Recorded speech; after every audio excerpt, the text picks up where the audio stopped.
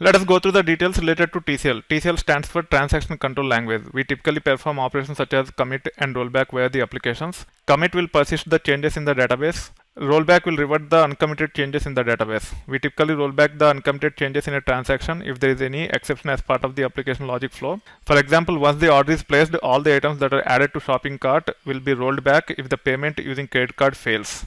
So we typically have the rollback as part of the exception handling for credit card failures. By default, every operation is typically committed in Postgres. We will get into the details related to transaction as part of application development later. For now, just keep in mind that TCL only contain two commands, commit and rollback. As part of the application development process, we have to explicitly commit or rollback, and as part of the exception handling, we need to ensure that all the operations as part of the transaction are rolled back successfully. We will get into those details as part of the courses related to application development at a later point in time. For now, just keep in mind that we have a fourth category called as Transaction Control Language, and it have only two commands, commit and rollback.